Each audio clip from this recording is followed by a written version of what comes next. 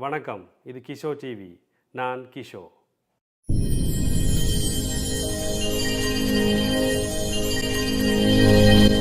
நான் நேற்று வெளியிட்ட ஒரு வீடியோ ஆக குறைந்தது ஒரு 22 மணி நேரங்களுக்குள்ள, அதாவது ஒரு நாள் கூட ஆக இல்லை, 22 மணி நேரத்துக்குள்ள கிட்டத்தட்ட 50,000 பேர் வியூ, அதாவது 50,000 பேர் பார்த்துருக்கிறீங்க. 3,500 பேருக்கு மேலே லைக் பண்ணியிருக்கிறீங்க. மிக்க மிக்க நன்றி. என்னுடைய மக்களின் ஒரு மிகப்பெரிய, நான் எதிர்பாராத ஒரு மிகப்பெரிய ஒரு ஆதரவை நீங்கள் எனக்கு தாரீங்கள்.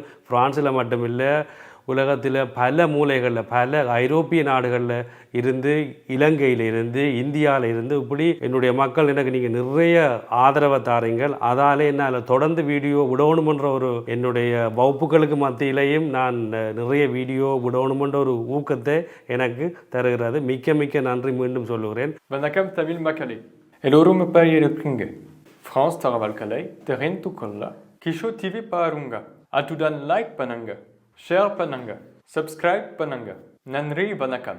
அதை விட இன்னும் ஒரு விஷயம், ஒரு நாளுக்கு உள்ளே 50,000 பேருக்கு மேலே பார்க்குறீங்கள். ஆனால் நிறைய பேர் என்னுடைய இந்த கிஷோ டிவி என்ற இந்த சேனலை வந்து சப்ஸ்கிரைப் பண்ணல. நீங்கள் அப்போ கண்டிப்பாக என்னுடைய இந்த டிவி சேனலை நீங்கள் சப்ஸ்கிரைப் பண்ணி விடுங்கொண்டு நான் கேட்டுக்கொள்கிறேன். முடிஞ்ச வரைக்கும் 40,000 50,000 பேர்னு பார்க்குறீங்கள், ஆனால் 2,000 3,000 பேர் தான் லைக் பண்ணுறீங்க. அப்போ உங்களுடைய ஆதரவு, சப்ஸ்கிரைப் பண்ணி லைக் பண்ணி விடுங்கோ.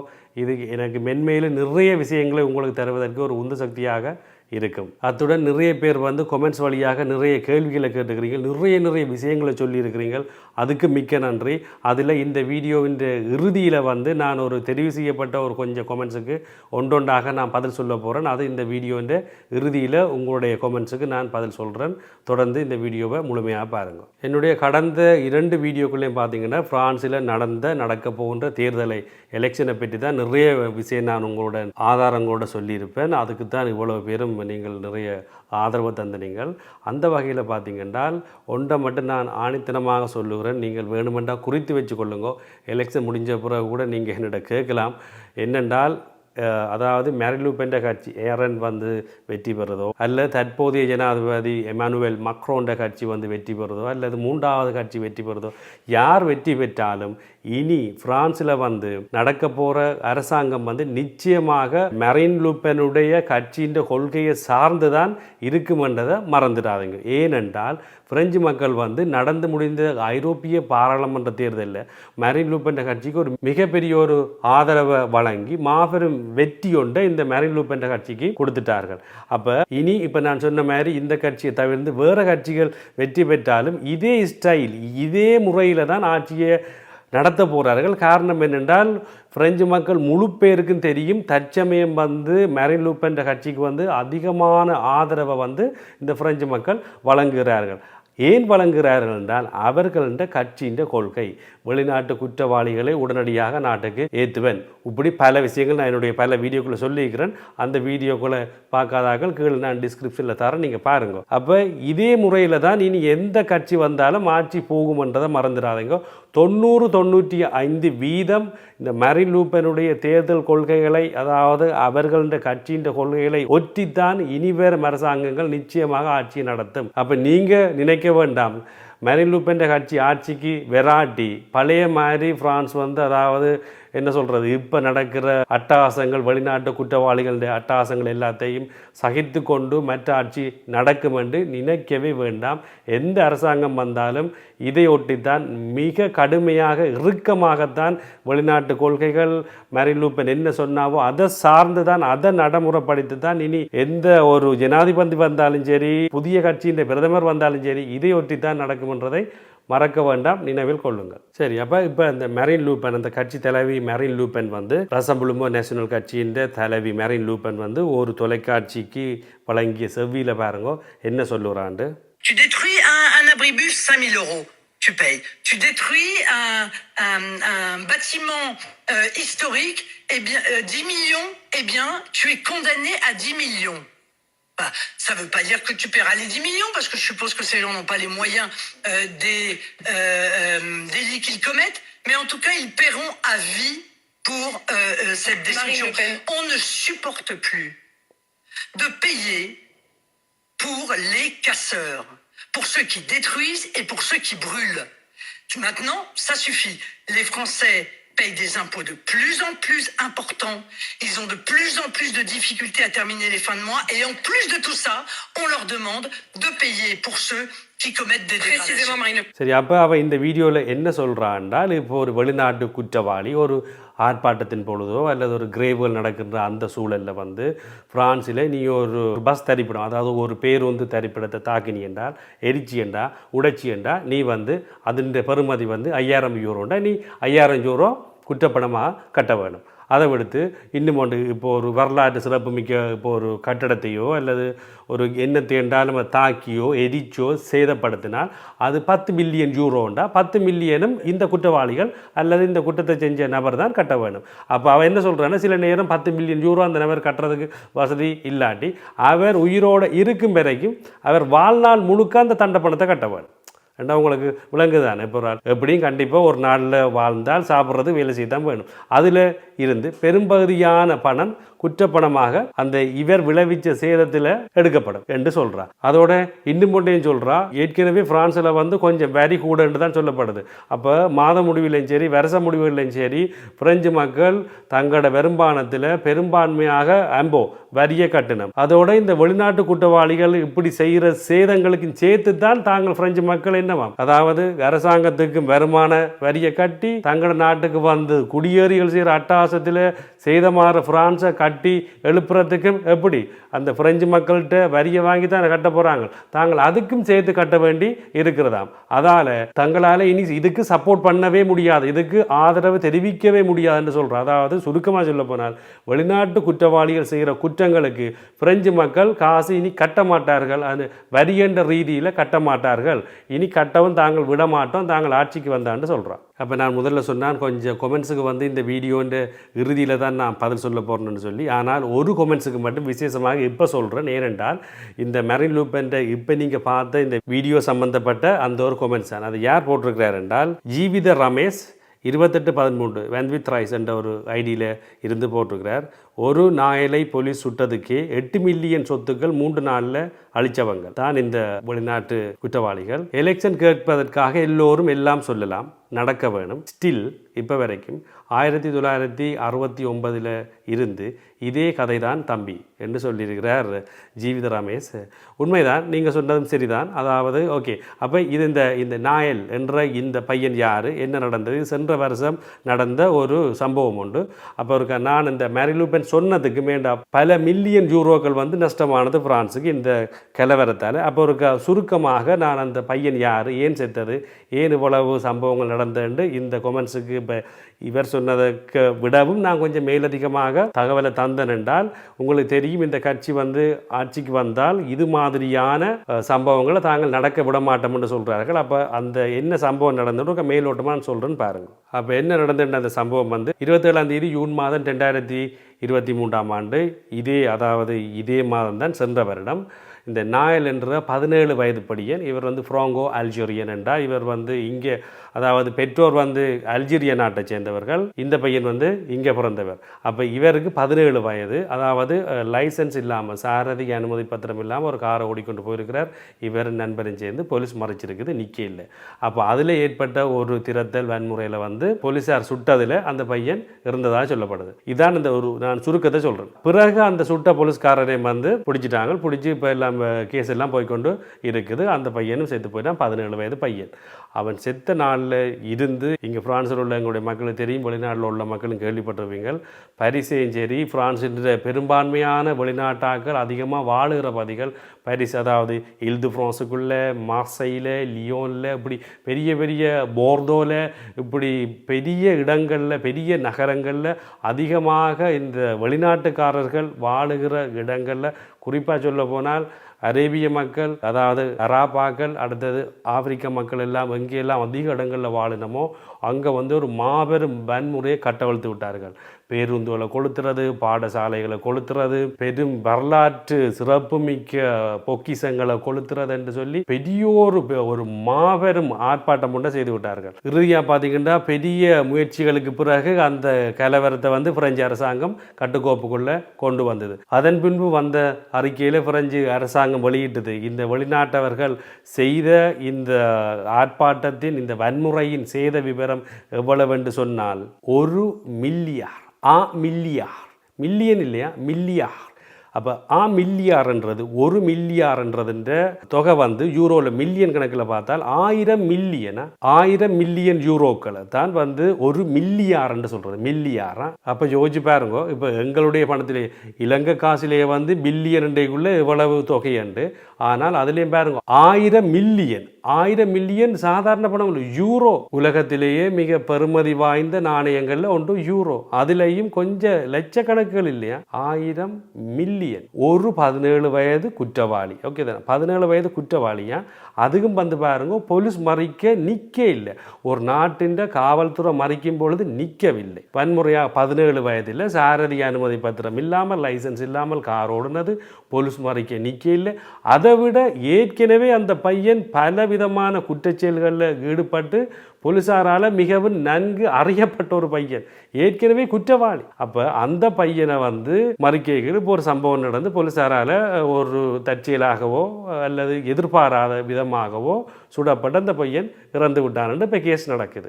அதுக்காக இந்த வெளிநாட்டு மக்கள் எல்லாம் சேர்ந்து பிரான்ஸை சூறையாடி கிட்டத்தட்ட ஸ்தம்பிக்கிற மாதிரியே கொண்டு வந்துட்டாங்க. அப்போ இதை வந்து மரின் லூப்பன் இந்த வீடியோவில் என்ன சொல்கிறார், இதை யார் கட்டுறது? ஏற்கனவே செய்கிற வேலைக்கு வந்து நாங்கள் வரி கட்ட வேணும். அதை விட இதுகளையெல்லாம் திருத்தி போட்டு 1000 மில்லியன் யூரோ சொத்தையும் வந்து இப்போ பிரெஞ்சு அரசாங்கம் திருத்தி கொண்டிருக்கு, திருத்துது. அப்போ இதுக்கு யார் காசு கொடுக்குறது? இது வந்து எல்லா வெளிநாட்டுக்காரரும் இல்லை, முறையாக பிரான்ஸுக்கு பிரச்சனை ஏற்படுத்தாமல் தானொன்று தன்பாடு என்று சொல்லிக்கொண்டு வேலை செய்து முறையாக பிரான்ஸின் சட்டத்திட்டங்களை மதித்து வாழுகிற பிரெஞ்சு மக்கள் உட்பட வெளிநாட்டினர்கள் உட்பட அனைவரும் தான் இதுக்கு வருமான வரியாக கட்ட போகிறீங்க. அதைத்தான் மரின் லூப்பன் சொல்கிறார். அப்போ அதில் வந்து கிட்டத்தட்ட அந்த சம்பவத்தில் வந்து கைது செய்யப்பட்ட நபர்கள் வந்து பார்த்திங்கன்னா 3651 பேர் வந்து கைது செய்யப்பட்டார்கள் இந்த சட்டத்தில். அப்போ இந்த சம்பவம் நடந்த காலப்பகுதியில் 3651 பேர் வந்து கைது செய்யப்பட்டார்கள். ஆனால் பல லட்சம் பேர் இதில் ஈடுபட்டவர்கள் மிக ஒரு குறைஞ்ச எண்ணிக்கை தான் கைது செய்ய முடிஞ்சிருக்குது. அதிலையும் சட்டம் நிரூபிக்கப்பட்டு சிறை தண்டனை பெற்றார்கள்ன்ற தொகை பார்த்தீங்கன்னா மிக கொஞ்சம் 380 பேருக்கு மட்டும்தான் சிறை தண்டனை வழங்கப்பட்டிருக்குது. அப்போ அதைத்தான் மரின் லூப்பன் சொல்கிறான், பிரான்ஸனுடைய சட்டம் வந்து மிகவும், அதாவது இந்த வெளிநாட்டு கிரிமினல்களுக்கு வந்து இந்த சட்டம் வந்து மிகவும் ஒரு இலகுவானதாக இருக்குதுன்னு. இப்போ நீங்களே கேள்விப்பட்டிருப்பீங்க, இப்போ ஒரு ஃபோன் பறிச்சாலோ அல்லது ஒரு நகை பறிச்சாலோ வன்முறையில் ஈடுபட்டால், அதுவும் மீனர், அதாவது 18 வயதுக்கு உட்பட்டார்கள் என்றால் போலீஸ் வந்து காலையில் பிடிச்சி கொண்டு போவான், அடுத்த நாள் அவனை வெளியே விட்டுருவாங்க. அதே மாதிரி தான் சில குற்றவாளிகள், சில என்னால் நிறைய விஷயத்தை சொல்லலாம், பிரெஞ்சு மக்களே சொல்லணும், எந்த குற்றத்தை செய்துட்டு இங்கே போனாலும் இந்த சட்டங்கள் இலகுவாக இருக்கிறபடியால் என்ன செய்துட்டாங்க, அடுத்தடுத்த நாளே அவங்க வெளியே வந்து அதே குற்றத்தை திரும்ப திரும்ப செய்கிறாங்க. அப்போ மரின் லூப்பன் என்ன சொல்கிறான்டா, தாங்கள் ஆட்சிக்கு வந்தால் சட்டம் மாற்றி அமைக்கப்படும், போலீஸுக்கு வந்து அதிகப்படியான அதிகாரங்கள் கொடுக்கப்படும். அவர் சொல்கிற ஒரு பேட்டியில், போலீஸ் மறிச்சா நில்லுங்கோ, நின்று நீங்கள் குற்றமற்றவர்ண்டா ஏன் ஓடுறீங்க, போலீஸ் மறிச்சால் நின்று அந்த கண்ட்ரோல் பண்ணும் பொழுது அதுக்கு சப்போர்ட் பண்ணுங்கன்னு சொல்கிறார். அப்போ யார் ஓடுவான், யார் போலீஸை மறிக்காமல் ஓடுவான்? குற்றவாளி தான் ஓடுவான். அதால் போலீஸுக்கு வந்து தாங்கள் ஆட்சிக்கு வந்தால் காவல்துறையினருக்கு அதிகமான அதிகாரம் வழங்கப்படும் என்றும், அப்போ தான் இந்த நாட்டை ஒரு நிலைமைக்கு வெளிநாட்டு குற்றவாளிகளிடம் இருந்து கொண்டு வரலாம் என்று அவர் சொல்கிறார். இப்போ இன்னும் ஒரு வீடியோ ஒன்றை பாருங்க.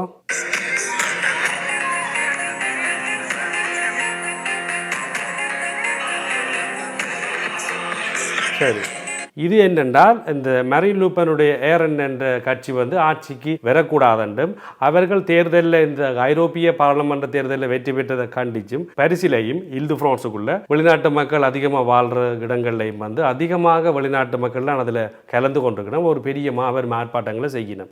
அதில் வந்து பார்த்திங்கன்னா இந்த பிரதமர் வேட்பாளரான இந்த மரின் லூப்பன் கட்சியின் பிரதமர் வேட்பாளரான ஜோர்தான் பார்தெலாவின் படம் வச்சு அதுக்கு செருப்பாலை அடித்து கெட்ட வார்த்தையெல்லாம் போட்டு அப்படிலாம் கொண்டு வராங்க. அதில் எக்கச்சக்கமாக யார் பங்கு பெற்றேன்னா வெளிநாட்டு மக்கள். அப்போ இதை வந்து பிரெஞ்சு ஊடகங்கள் வந்து பிரெஞ்சு மக்களில் மூல முடுக்கில் உள்ள அனைத்து பிரெஞ்சு பூர்வகுடிகளுக்கும் பிரெஞ்சு மக்களும் கொண்டு போயிட்டாங்க. அப்போ இனி அதாவது ஓகே நடுநிலை வகிப்போம் அல்லது ஒரு வேறு வேட்பாளர் போடுவோம் அப்படி என்று உள்ள ஒரு இனவாதம் இல்லாத பிரெஞ்சு மக்களுக்கும் ஒரு ரசீஸ் இல்லாத பிரெஞ்சு மக்களுக்கும் இந்த செயற்பாடுகள் என்ன செய்யுது, இன்னும் ஒரு கோபத்தை ஏற்படுத்துது.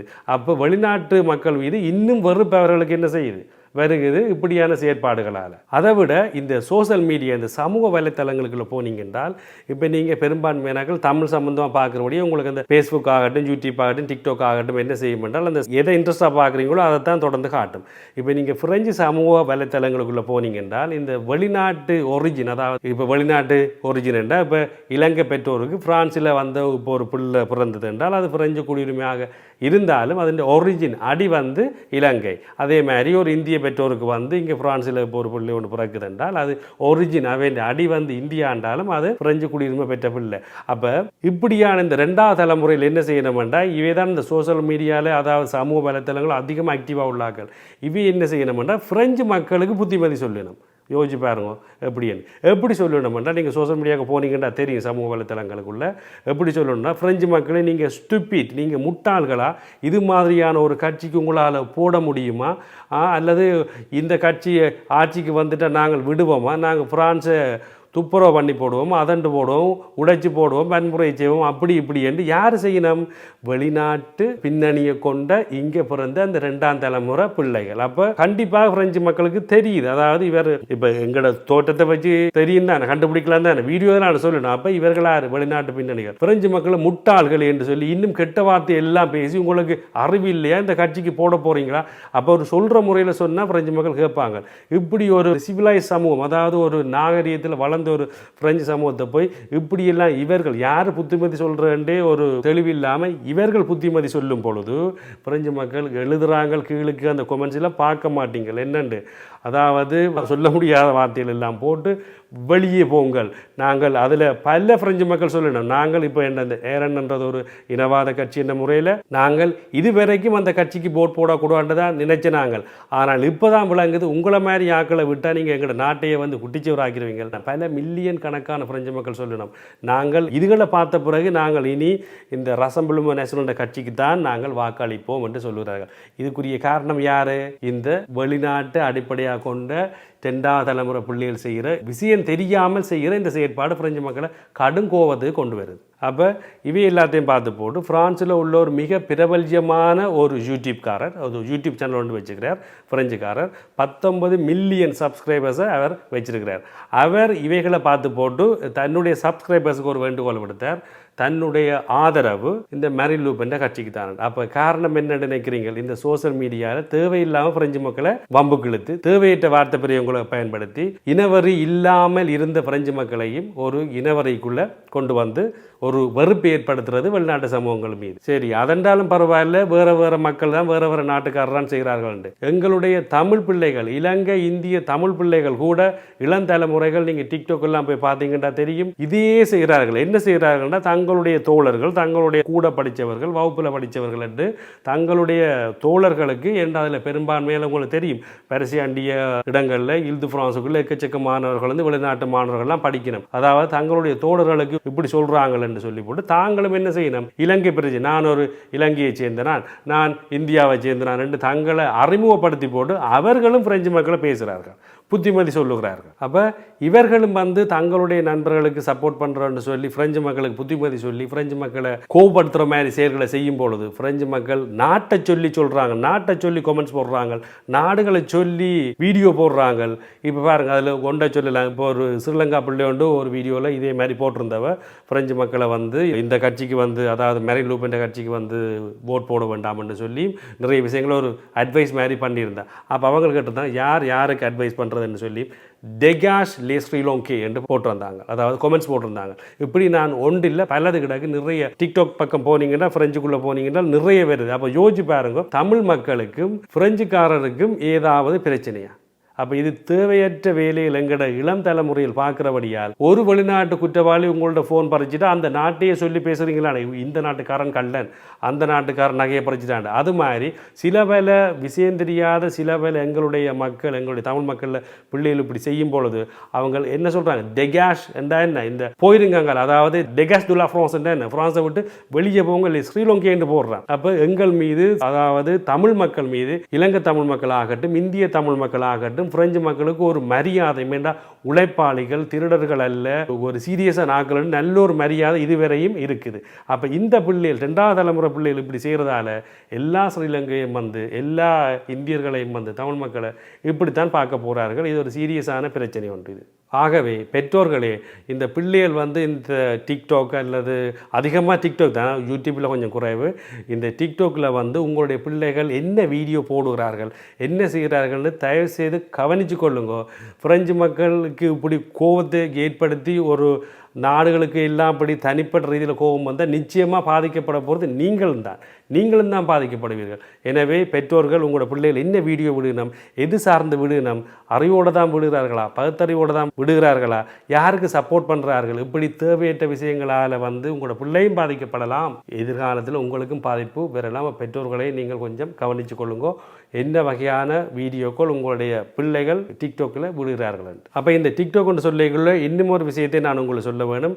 சில டிக்டாக்கர்ஸ், அதாவது இந்த டிக்டாக் அக்கௌண்ட் வச்சிருக்கிற சில எங்களுடைய மக்கள், நீங்கள் என்னுடைய அனுமதி இல்லாமல் என்னுடைய வீடியோக்களை, நான் யூடியூப்பில் வர்ற வீடியோக்களை வந்து எடுத்து எல்லா சைட்லேயும் கட் பண்ணி, என் பேரெல்லாம் கட் பண்ணி, நான் சொல்கிற விஷயமெல்லாம் கட் பண்ணி போட்டு அந்த பிரதான விடயத்தை மட்டும் உங்களோட டிக்டாக்கில் விட்டு நீங்கள் வியூவை பார்க்குறீங்க, நீங்கள் பிரபலியமாக போகிறீங்க. ஓகே தானே? அப்போ என்னுடைய அனுமதி இல்லாமல் நீங்கள் இது செய்கிறது இது குற்றம்.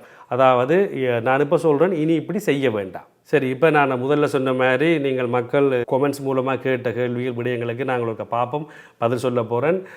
நேரம் கூட போதுன்றாங்க, இனி நான் கொமெண்ட்ஸுக்கு தான் பதில் சொல்ல போகிறேன். நீங்கள் பிரதான வீடியோ வந்து முடிஞ்சது, நீங்கள் போகலாம் அல்லது டீ பிரேக் எடுக்கலாம். ஏன்னா நீங்கள் கூடன்னு சொல்கிறீங்க. இப்போ நான் கொமெண்ட்ஸ் தான் நான் சொல்ல போகிறேன்.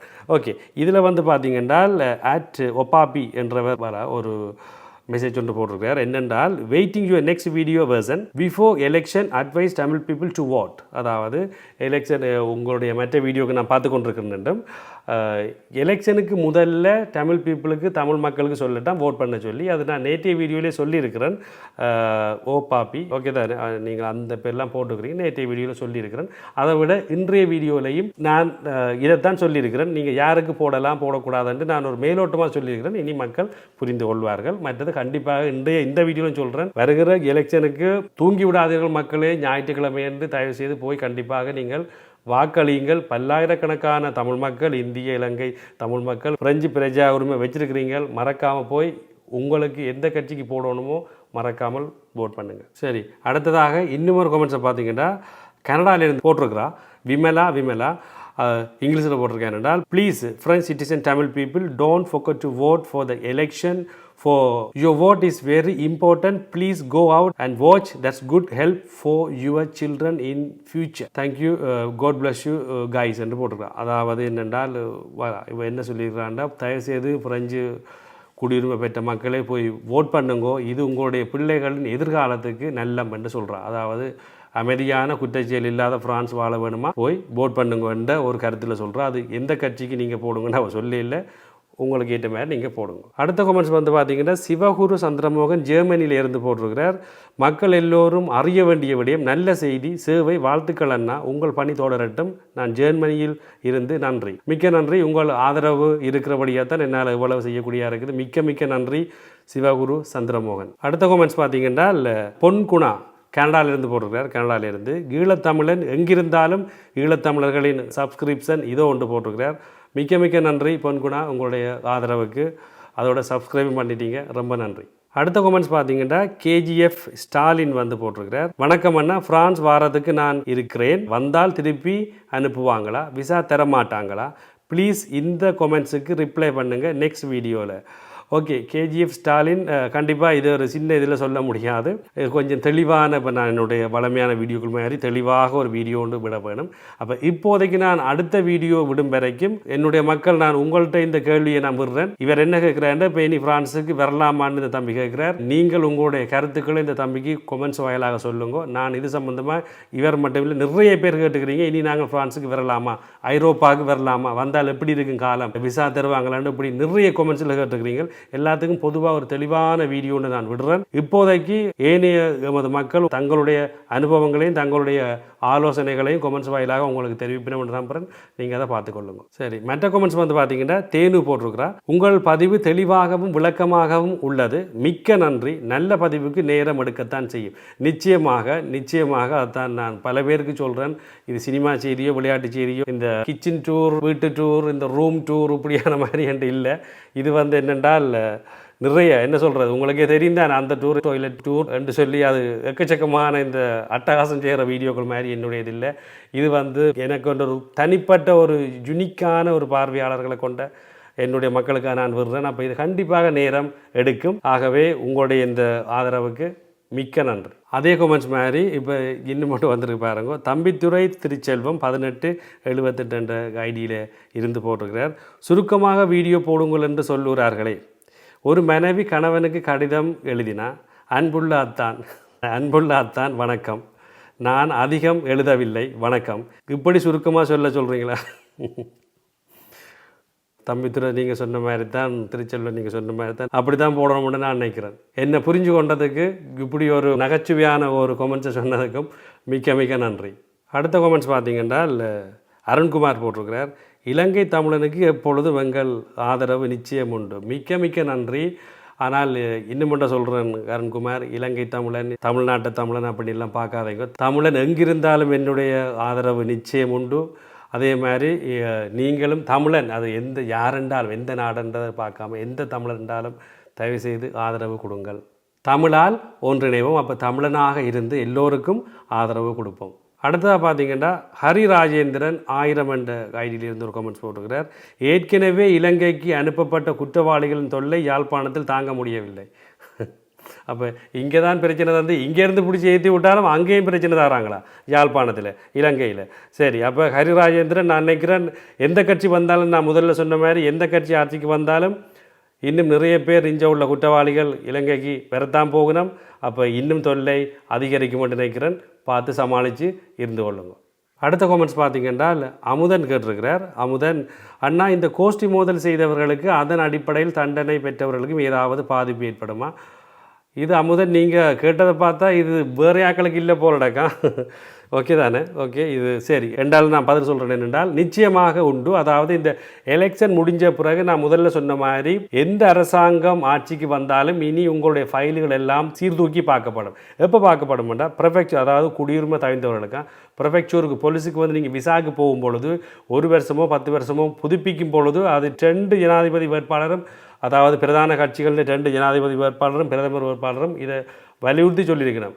வெளிநாட்டாக்களுடைய ஃபைல்கள் தட்டி பார்த்து தான் தாங்கள் விசாக்கள் எல்லாம் புதுப்பிப்போம். அப்போ ஏற்கனவே குற்ற பின்னணியில் இருந்தவர்களுக்கு வந்து ஆபத்து இருக்குன்றது உண்மையான விடயம். அடுத்ததாக இன்னொரு கமெண்ட்ஸ் வந்திருக்கு பார்த்தீங்கன்னா கண்ணலிங்கம் பிரபாகரன் போட்டிருக்கிறார். நன்றி கிஷோ, உங்களுடைய உரையாடல் மிக அருமை.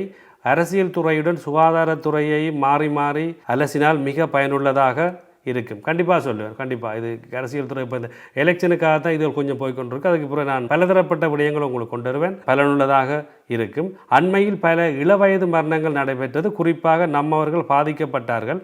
சிலர் இது ஊசியின் வேலை என்றெல்லாம் தெரிந்தவர்கள் போல கதை அளக்கிறார்கள். உங்களுக்கே உரிய நகைச்சுவை பாணியில் அந்த விளக்கத்தை தரவும் நன்றி கிஷோ. சரி, அதோட அவர் இன்னும் ஒன்றையும் சொல்லியிருக்கிறார், கிருபாகரன் சொல்லியிருக்கிறார். இதை கேட்க சொன்னவர் ரமணா செல்லத்துறை. அவருக்கு வெக்கமாக இருக்குதான். நீங்கள் ஒரு நெருப்பால் தான் ரமணா செல்லத்துறை, நீங்கள் ஒரு நெருப்பால் தான். ஏனென்றால் வெக்கப்பட்டு கேட்டிருக்கிறீங்க. கண்டிப்பாக உங்களுக்கு இப்போ நான் சொன்ன மாதிரி இது சம்பந்தமான இனி அடுத்தடுத்த வீடியோக்குள்ளே வரும். ஆனால் இந்த கொமெண்ட்ஸ் எனக்கு பிடிச்சிருக்கு பாருங்க. கொமெண்ட்ஸ்லேயும் வெக்கப்பட்டுட்டு நீங்கள் கேட்காம கிருபாகரனை கேட்க சொல்கிறீங்க. கண்டிப்பாக உங்களுக்கு நான் அடுத்தடுத்த வீடியோக்குள்ளே பதில் வரும். அடுத்த கொமெண்ட்ஸை பார்த்தீங்கன்னா கவிதா சிவா போட்டிருக்கிறா. நாங்கள் நெதர்லாண்டில் இருந்து பார்க்குறோம், வாழ்த்துக்கள் அண்ணா.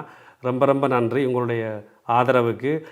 நெதர்லாந்து, அதாவது ஹாலண்ட்லேருந்து, கனடாவிலேருந்து, சுவிஸிலேருந்து, ஜெர்மனியில் இருந்து, இப்படி என்று சொல்லி பல நாடுகளில் இருந்து உங்களுடைய ஆதரவு தாரீங்கள் இந்த கிஷோர் டிவி சேனலுக்கு மிக்க நன்றி அனைவருக்கும்.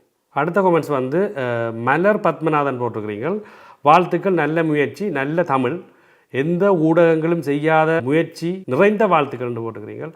மிக்க மிக்க நன்றி மலர் பத்மநாதன். அதாவது நான் பிரெஞ்சு படிப்பிச்சாலும் சரி, ஆங்கிலம் படிப்பிச்சாலும் சரி, நான் தமிழன், ஓகே தான். இப்போ தமிழுக்கு தான் முன்னுரிமை கொடுப்பேன். அதெல்லாம் என்னுடைய தொழில்கள். ஆனால் இது என்னுடைய உயிர் மூச்சே தமிழ் தான். அதில் வாழ்க தமிழ் என்று தான் நான் என்னுடைய பிரெஞ்சு பாட வீடியோக்கள் எல்லாம் போட்டிருப்பேன். நீங்கள் பார்த்துருந்தீங்கன்னா தெரிஞ்சிருக்கும். எனவே உங்களை மாதிரி ஆதரவு தருகிறவர்களுக்கு மிக்க மிக்க நன்றி. அடுத்த கமெண்ட்ஸ் பார்த்தீங்கன்னா, தர்மபாலன் தம்பி பிள்ளை கேட்டுக்கிறீங்க. தங்கள் தகவல்களுக்கு நன்றி. விடுமுறையில் செல்பவர்கள் வாக்களிப்பதற்கு ஏதாவது முறை உள்ளதா? 2 தடவை ஏன் தேர்தல் நடக்கிறது? விளக்கம் தர முடியுமா? ஓகே, அதாவது நீங்கள் எந்த நாட்டுக்கு சென்றாலும், நீங்கள் விடுமுறையில் சென்றாலும் நீங்கள் அதாவது பிரெஞ்சு எம்பசி எங்கேயெல்லாம் இருக்கிறதோ நீங்கள் அங்கே தொடர்பு கொண்டு அங்கேயே உங்களுக்கு வாக்களிப்பதற்கான வசதியை செய்திருப்பார்கள். அப்போ நீங்கள் எம்பசியை தொடர்பு கொண்டீங்கன்னா நிச்சயமாக எந்த நாட்டில் இருந்தாலும் நீங்கள் வாக்களிக்க முடியும்.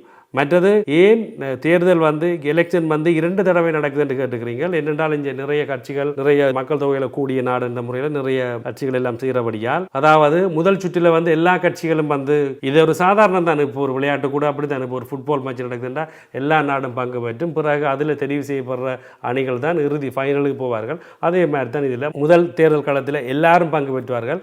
அதில் இருந்து தோல்வியுற்றவர்கள் வெளியேறி 2வது சுற்றில் இறுதியாக யார் தகுதி பெற்றார்களோ 2வது சுற்றுக்கு அவர்கள் 2 கட்சி அல்லது 3 கட்சி என்ன செய்வார்கள், போட்டியிடுவார்கள். அதில் தெரிவு செய்கிற ஒரு கட்சி தான் ஆட்சியை அமைக்க முடியும். அடுத்த கமெண்ட்ஸில் பார்த்தீங்கன்னா அம்மு போட்டிருக்கிறா. அம்மு என்ன சொல்லியிருக்கிறாங்கன்னா, அவர்கள் கூறுவதில் என்ன தவறு? குற்ற பின்னணி உள்ளவர்கள் தானே அச்சப்பட வேண்டும். அதே தான் நானும் சொல்கிறேன். நிச்சயமாக அதைத்தான் பல மக்களும் நீங்கள் இந்த கமெண்ட்ஸில் சொல்லியிருக்கிறீங்க. குற்ற பின்னணி உள்ள வெளிநாட்டவர்கள்லாம் பயப்பட வேண்டும், ஏனையவர்கள் பயப்பட வேண்டிய தேவை இல்லை. இன்னுமொரு கமெண்ட்ஸும் போட்டுக்கிறீங்கள். மலர் பத்மநாதன், வணக்கம் சகோதரன், முதற்கண் வாழ்த்துக்கள். நான் அதிக ஊடகங்கள் பார்ப்பேன். பிரெஞ்சு ஊடகவியலாளர்கள் கூட இப்படி விளக்கமாக பொறுமையாக கதைப்பதில்லை. உண்மையில் வாழ்த்துக்கள். உங்கள் தமிழ் மொழிக்கு வாழ்த்துக்கள். இங்குள்ள தமிழர்கள் பிரெஞ்சு மொழி தெரிந்தும் வாக்களிக்க போவதில்லை. தாங்கள் ஒன்றும் தங்கள் வேலை ஒன்றென்றும் இருக்கின்றார்கள். ஆனால் பிரெஞ்சு நாட்டுரிமை பெற்று விடுவார்கள், வாக்களிக்க போவதில்லை. உங்களின் இந்த ஊக்குவிப்பு எங்கள் இளம் சந்ததியினருக்கு அறிவு சார்பாக உள்ளது. இங்கே இஸ்லாமிய மக்கள், கருப்பின மக்கள் தான் குற்றம் செய்கிறார்கள் என்று யார் சொன்னது? நான் 37 வருடம் பிரான்சில் வாழுகிறேன். எங்கள் இலங்கை தமிழன் செய்த கொலைகள் எத்தனை தெரியுமா? எத்தனை கத்தி குத்து தெரியுமா? வீட்டு சண்டை எத்தனை தெரியுமா? காசு சண்டை, சீட்டு சண்டை, அரசியல் சண்டை என்று தன் இனத்தையே கொல்லும் கொலைகள் அவை. ஆதலால் இஸ்லாம் மக்கள் மட்டும்தான் கொலை செய்தார்கள் என்று சொல்லுவது தப்பு. அது அவர்கள் அரசியல். உண்மையிலே இப்போ நீங்கள் மலர் பத்மநாதன் ஒரு நிறைய இதே மாதிரி நிறைய ஒன்று போட்டுக்கிறீங்க. மிக்க மிக்க நன்றி. இதையும் நான் மக்களிடத்தில் நான் விடுறேன். நிச்சயமாக யாருமே அதாவது இஸ்லாம் மக்கள் என்று சொல்லி அந்த மதத்தை மட்டுமே சொல்லவில்லை. அந்த மதத்தில் சிலர் அந்த மதத்தை பயன்படுத்தி செய்கிற குற்ற வேலைகளை தான் எல்லாரும் சொல்லுகிறார்கள். அந்த மதத்தை யாருமே குற்றம் சொல்லவில்லை. நீங்கள் சொல்வது போல் அதில் உள்ள ஒரு சிலரை மட்டும்தான், இந்த குற்றவாளிகளை தான் மீண்டும் மீண்டும் எல்லாரும் சொல்லுகிறார்கள். ஒரு தெளிவான ஒரு கமெண்ட்ஸ் போட்டுக்கிறீங்க. அறிவு சார்ந்த ஒரு கமெண்ட்ஸ் உண்டு. மிக்க நன்றி உங்களுடைய ஆதரவுக்கு. அடுத்து பார்த்தீங்கன்னா வாமதேவன் சின்ன தம்பி போட்டுக்கிறீங்க. அண்ணா வணக்கம். புலம்பெயர் நாட்டில் உங்களை போன்றோர் இருப்பதால் தான் இன்னும் எமது இனம் வாழ்ந்து கொண்டிருக்கின்றது. வாழ்த்துக்கள் உங்களுக்கு. மிக்க மிக்க நன்றி வாமதேவன் சின்ன தம்பி, உங்களுடைய ஆதரவுக்கு மிக்க நன்றி. தொடர்ந்து ஆதரவு தெரிவிங்கன்னு நம்புறேன். இன்னும் ஒரு கமெண்ட்ஸ் வந்திருக்கு பார்த்தீங்கன்னா, இதில் பேர் இல்லை, TR.9875 போட்டுக்கிறீங்க. எனது ஓட்டு மேரி லூப்பனுக்கு தான் 100% எனது ஓட்டு மேரி லூப்பனுக்கு தான் போடுவேன் என்று சொல்கிறார். உங்கள் பிள்ளைகள், உங்கள் குடும்பம் இந்த தேசத்தில், இந்த பிரான்ஸ் தேசத்தில் நிம்மதியாக வாழ வேண்டுமா? நீங்களும் மேரி லூப்பனுக்கு ஓட்டு போடுங்கள். உதாரணமாக பாரிஸ் நகரங்களில் நள்ளிரவில் இருந்து காலை 3 மணி வரை ஒரு பெண் தனியாக செல்ல முடியுமா? யாராவது பாடசாலைகளை எரிப்பார்களா? இங்கே பிழைப்புக்காக வந்த மனிதன் மிருகங்களைப் போல் செயற்படுகிறார்கள். இவர்கள் நாட்டுக்கும் வீட்டுக்கும் கேடானவர்கள். இவர்களை சுத்தம் செய்வது நல்லது என்று சொல்கிறார். நிச்சயமாகத்தான் இப்ப இவர் சொல்ற மாதிரி பாடசாலைகளை எரிக்கிறது, நான் சொன்ன மாதிரி அறிவுள்ள மனிதன் இப்படி எல்லாம் செய்ய மாட்டான். பாடசாலைகளை எரிக்கிறது, கல்விக்கூடங்களை நாசம் பண்றது, வரலாறு சிறப்புமிக்க சொத்துக்களை அழிப்பது, இப்படியான இதுகளை இந்த வெளிநாட்டுக்கு குற்றவாளி செய்கிறார் என்றும் இவர் சொல்கிறார். அப்போ அதால் தான் என்ன செய்ய போகிறாராம், மேரி லூப்பனுக்கு தான் போட் போட போகிறேன்னு சொல்கிறார். இன்னொரு கமெண்ட்ஸ் பார்த்தீங்கன்னா, இதிலே பேர் இல்லை, ஜூசர் என்று தான் வந்திருக்கு. ஜூசர் JRRYN அப்படி வந்திருக்குது.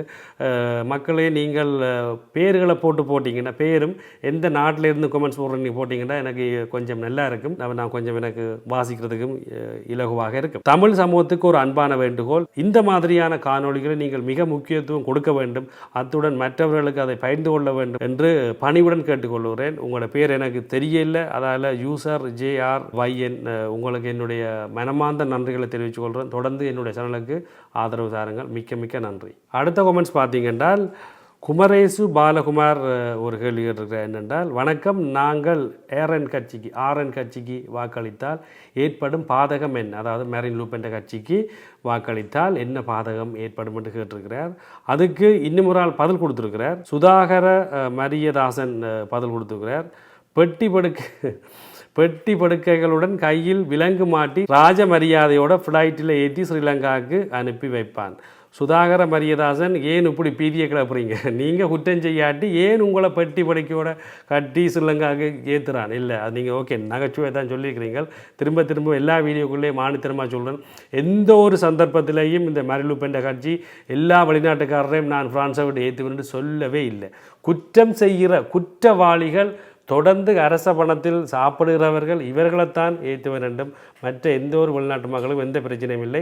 இது சம்பந்தமாக அவர்கள் எந்த வீடியோலையும் எந்த ஒரு இன்டர்வியூலையும் நேர்காணலையும் சொல்லவே இல்லை.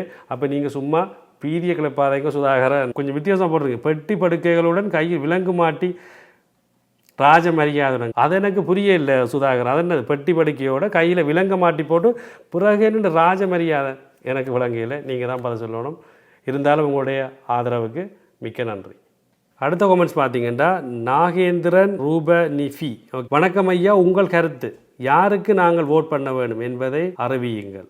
ஓகே, அதுக்கு இன்னும் ஒரு ஆள் T10-127 போட்டிருக்கிறார் என்ற ஐடியில், ஐயோ பாவம், ஏன் அவரை உள்ள வைக்கவா இந்த ஐடியா கேட்குறீங்க? சரி, அதாவது இங்கே வந்து நான் யாருக்கும் போட சொல்லலாம். இது இப்போ எங்களுடைய நாடுகள் மாதிரி, ஆசியா நாடுகள் மாதிரி எல்லாம் ஓட் போட சொன்னால் எல்லாம் ஜெயிலில் போட மாட்டாங்க. ரெண்டாலும் உங்களுடைய அக்கறைக்கு நன்றி. நான் அடுத்தடுத்த வீடியோவில் இப்போ நான் முதல்ல சொன்ன மாதிரி இந்த கட்சிகளின் பாதகங்கள் சாதகங்கள் நான் உங்களுக்கு சொல்லுவேன். அதுக்கு பிறகு நீங்கள் தீர்மானிங்கோ யாருக்கு ஓட் போடலாம் என்று. ஏனென்றால் ஓட்டுரிமை உங்களது. நாங்கள் நல்ல விஷயங்களை தெரிவிப்பது தான் என்னுடைய கருத்து.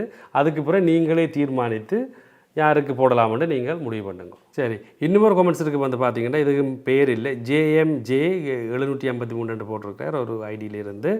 எங்கள் பிள்ளைகள் பாதுகாப்பாக இருக்க வேண்டுமானால் குற்றவாளிகள் இல்லாத நாடு வேண்டுமல்லவா? மனச்சாட்சியுடன் கடவுள் கொடுத்த அறிவை பாவித்து சிந்தித்து செயற்படுவீர்கள். நம்முடைய வரிப்பணத்தில் இந்த கயவர்கள் அலோகேஷன் வாங்கி பிழைக்கிறார்கள். ஏரன் கட்சி வென்றால் நம்மை இந்த நாட்டில் இருந்து விரட்டி விடுவார்கள் என்று பொய்ப்பிரச்சாரம் திட்டமிட்டு பரப்பப்படுகிறது. இதை நாம் தமிழ் உறவுகளுக்கு விளக்கி சொல்லி வருங்கால பிள்ளைகளின் எதிர்காலத்தை காப்போம். உங்கள் தொகுதியின் ஏரன் கட்சியின் வேட்பாளர் யாரென்று அறிந்து அவருக்கே உங்கள் வாக்குகளை ஜூன் 30 மற்றும் ஜூலை மாதம் 7 2 கட்ட தேர்தலிலும் வாக்களிப்பீர்கள். நிச்சயமாக அதைத்தான் நான் சொல்லுகிறேன். எந்த ஒரு மேரின் லூப் என்ற கட்சியாக்கள் வந்து தாங்கள் ஆட்சிக்கு வந்தால் வெளிநாட்டாக்களை எல்லோரையும் பிடிச்சி ஏற்றுவேன் சொல்ல இல்லை. அது சும்மா ஒரு வதந்தியை தவிர நீங்கள் யாரும் நம்ப வேண்டாம். உங்களுக்கு எந்த கட்சிக்கு வாக்களிப்பு விருப்பமோ அதை கேட்டுமே நான் முதல்ல சொன்ன மாதிரி நீங்கள் வாக்களியுங்கள். அடுத்த கமெண்ட்ஸ் பார்த்தீங்கன்னா, பவானி சண்முகம் போட்டிருக்கிறீங்கள், எங்கட நாட்டில் இருக்கும் மக்கள் பிரான்ஸ் போகும் கனவை பூச்சியமாக்கிவிட்டு சொந்த நாட்டை பிரான்ஸ் மாதிரி, ஸ்வீடன் மாதிரி, லண்டன் போல் உருவாக்க கனவு காண வேண்டும். உங்கள் பணி சிறந்தது. உண்மையிலே நல்லந்தான். அதாவது இனி எதிர்காலத்தில் ஐரோப்பிய நாடுகளுக்கு வருவதென்பது மிக மிக கடினமாக இருக்கும். வந்தாலும் விசா பெறுவதென்பது என்னுடைய கருத்தின்படி அது அதை விட கடினமாக இருக்கும். அப்போ உங்களுடைய ஆதரவுக்கு, என்ன சேனலுக்கு உங்களுடைய ஆதரவுக்கு மிக்க நன்றி. சரி, அடுத்தது இறுதியான கமெண்ட்ஸை வந்து பார்த்தீங்கன்னா, டிலோஷன் கேட்டிருக்கிறார், இனி புதிதாக பிரான்ஸ் நாட்டுக்கு வருபவர்களுக்கு ரிஃப்யூஜி அகதி அந்தஸ்து கிடைக்குமா? அதுக்கு கடமுருகன் வந்து ஒரு பதில் போட்டிருக்கிறார், கிடைக்காது, நாட்டிலிருந்து வேலை செய்து பிழைப்போம் என்று ஒரு சிரிக்கிற படம் போட்டிருக்கிறார். அதுவும் உண்மைதான். ஆனால் இப்போ கிடைக்காதுன்றது அது உங்களுடைய கேஸை பொறுத்தது. ஆனால் முந்தைய காலம் மாதிரி என்ன செய்யாது, இருக்காது, மிகவும் இருக்குவார்கள். ஆனால் அது இனி உங்களுடைய உண்மையிலேயே பாதிக்கப்பட்ட நபர், உண்மையிலேயே உங்களுக்கு பிரச்சனையோட 100% தகுந்த ஆதாரத்துடன் இருந்தால் கிடைப்பதற்கு வாய்ப்பு இருக்கிறது. ஆனால் முந்தி மாதிரி இல்லை, 90% கடுமையாக்குவார்கள். சரி, அப்போ கொஞ்சம் நேரம் போகிறபடியாக கொஞ்சம் நிறையவே நேரம் எடுத்துட்டேன். ஆனால் நீங்கள் சில பேர் எனக்கு இந்த கமெண்ட்ஸில் ஆதரவு தந்த மாதிரி இப்படியான முக்கியமான விடயங்களை வந்து கொஞ்சம் நேரத்தில் முடிக்க முடியாது. நீங்கள் அந்த விடயங்கள் மட்டும் பார்க்குற ஆக்கள் வந்து நான் முதல்ல சொன்ன மாதிரி அந்த விடயத்தை மட்டும் பார்த்துட்டு நீங்கள் வீடியோவை நிப்பாட்டுங்கோ. ஏனைய மக்கள் எனக்கு ஆதரவு தர்றவர்கள் நீங்கள் முழுமையாக பாருங்க. மற்றது பார்த்தீங்கன்னா, இந்த வீடியோவில் ஒரு கொஞ்சம் கமெண்ட்ஸுக்கு தான் நான் உங்களுக்கு பதில் சொன்னேன். நிறைய மக்கள் நிறைய கமெண்ட்ஸ் போடுறீங்க. அப்போ அது எல்லாத்தையும் ஒரு வீடியோவுக்கு நான் பதில் சொல்ல முடியாது. பகுதியாக நிச்சயமாக உங்களோட கமெண்ட்ஸ் எல்லாத்துக்கும் நான் பதில் சொல்லுவேன். அதுவரையும் இந்த கிஷோர் டிவியில் வர்ற எல்லா வீடியோக்களுக்கும் லைக் பண்ணுங்க, மற்றாக்களுக்கும் தெரியப்படுத்தி விடுங்க, ஷேர் பண்ணி விடுங்க. மீண்டும் அடுத்த வீடியோவில் சந்திப்போம். நன்றி, வணக்கம்.